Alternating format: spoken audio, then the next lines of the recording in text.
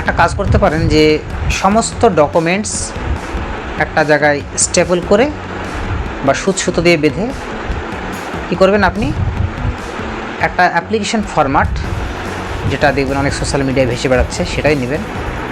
নিয়ে সমস্ত ডকুমেন্টস এবং ওই অ্যাপ্লিকেশন ফরম্যাটটাকে টু দ্য ডিএম, অর্থাৎ যে জেলার অধিবাসী, মানে মুর্শিদাবাদ হলে মুর্শিদাবাদ, মালদা হলে মালদা, অন্যান্য জেলা হলে অন্যান্য জেলা, আমি মুর্শিদাবাদের ক্ষেত্রে বলছি, টু দ্য ডিএম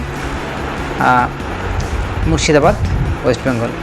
তো সেখানে আপনি তাকে অ্যাড্রেস করে লিখবেন যে আমার নাম ডিলিট হয়ে গেছে, তাই সেটা যেন অন্তর্ভুক্ত হয়, সেই নিয়ে একটা অ্যাপ্লিকেশান লিখলেন এবং নিচে কী কী ডকুমেন্টস দিচ্ছেন সেগুলো সেই অ্যাপ্লিকেশান ফরম্যাটে লিখে দিলেন আপনি। তারপরে সমস্ত ডকুমেন্ট সহ আপনি স্পিড পোস্ট করতে পারেন। স্পিড পোস্ট যদি করেন তাহলে আপনার কাছে প্রমাণ কী থাকলো, যে আপনি এই ডকুমেন্টস স্পিড পোস্ট করেছিলেন অমুক ডেটে। দেখবেন আপনি স্পিড পোস্টই কিন্তু করবেন, কেন? কারণ স্পিড পোস্ট করলে কিন্তু আপনাকে একটা ওরা ওখান থেকে একটা পার্চি দেয়, দেখবেন, যেটা আপনারা স্পিড পোস্ট যারা করেছেন তারা জানেন।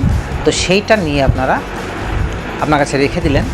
যখন ওই চিঠিটা ডেলিভার্ড হয়ে গেল, তখন আপনি ইন্ডিয়া পোস্টের যে ওয়েবসাইট আছে সেখান থেকে সেখানকার যে আইডি নাম্বারটা নিয়ে, স্পিড পোস্টের যে আইডি নাম্বারটা বা রেফারেন্স নাম্বারটা নিয়ে আপনি চেক করলে দেখবেন যে ওইটা আপনার যে কীভাবে ডিএম অফিসে সেটা পৌঁছেছে তার একটা কিন্তু বিবরণ দেখা যায়, কোন অফিস থেকে, কোন পোস্ট অফিস থেকে কোন পোস্ট অফিস এভাবে গেছে, পুরো ডিটেলসটা কিন্তু দেখা যায়। সেটাও আপনি একটা প্রিন্ট কপি করে রাখতে পারেন। এবার বলি, যদি আপনার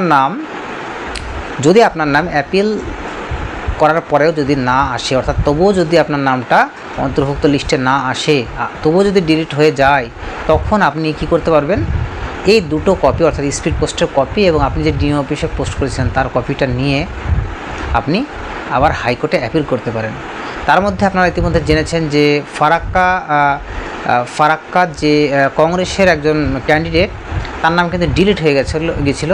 তিনি কিন্তু আবার অ্যাপিল করেছিলেন কোর্টে, রিট পিটিশন করেছিলেন এবং সেখানে কিন্তু কোর্ট তাকে রায় দিয়েছে তার নামটা অন্তর্ভুক্ত করার জন্য। তার কিন্তু একটা হাইকোর্টে গেলে একটা সুরাহা পাওয়া যাবে, তার আমরা সিগন্যাল কিন্তু পেয়ে গেলাম।